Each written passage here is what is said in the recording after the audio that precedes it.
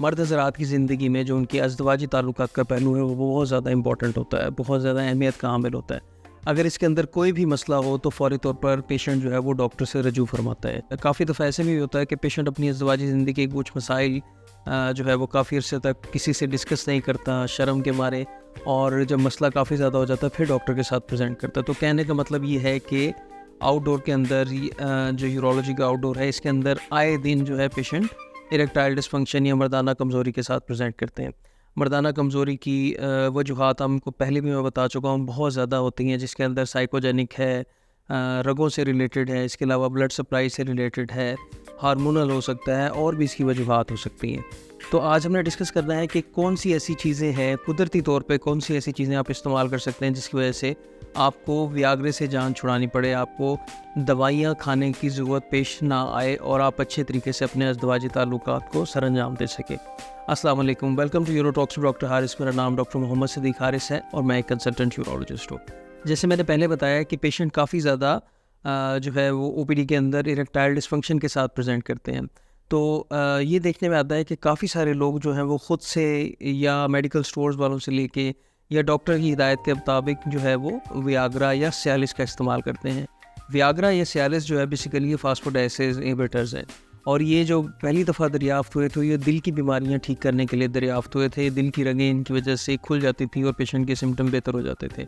इसका एक side effect ये था कि इरेक्शन पेशेंट को बहुत ज़्यादा कॉमन हो रही थी, तो उसी को यूज़ करते हुए इनको कमर्शियली जो है वो इरेक्टाइल डिस्फंक्शन के लिए इस्तेमाल करना शुरू कर दिया गया था।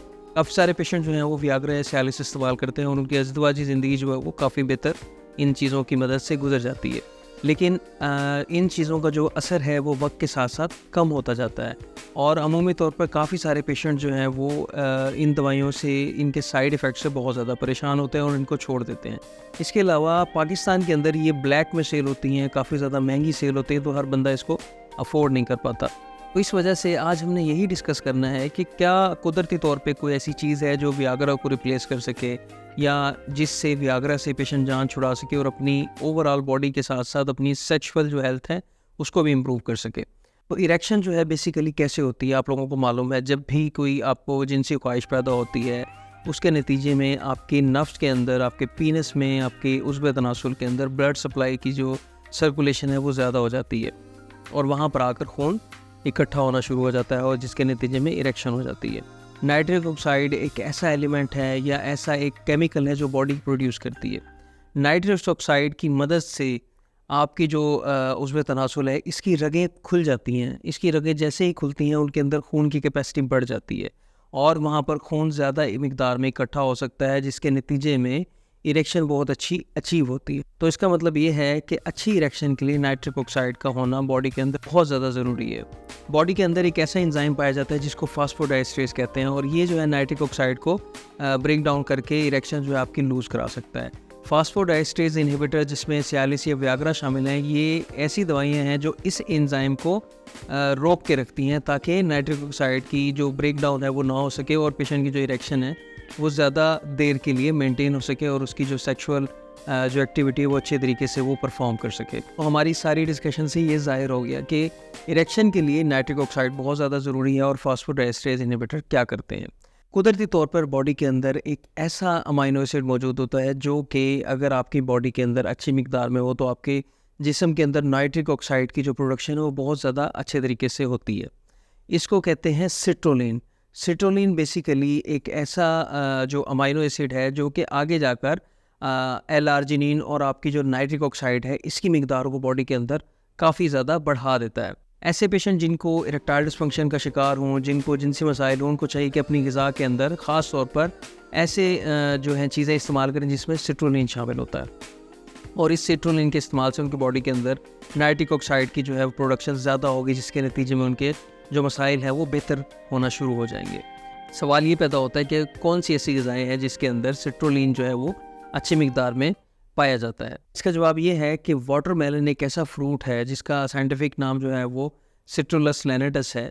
ये एक वाहिद फल है जिसके अंदर सिट्रोलिन की मिकदार बहुत ज़्यादा अच्छी होती है। आने वाले दिनों में वाटरमेलन जो है वो मार्केट में अवेलेबल होगा फ्रीली, और वाटरमेलन या जिसे तरबूज कहते हैं इसके इस्तेमाल से आपको बहुत अच्छे रिज़ल्ट देखने में आएंगे। इसके अंदर कुदरती तौर पर बहुत ज़्यादा मिक़दार के अंदर सिट्रुलिन पाई जाती है और यही सिट्रुलिन जो है वो आपकी बॉडी के अंदर ओवरऑल बहुत अच्छे बेनिफिट देती है, आपकी एनर्जी को बहाल रखती है, आपको जो है चुस्त और तवाना रखती है। इसके अलावा आपकी इरेक्शन बहुत ज़्यादा बेहतर साबित होती है।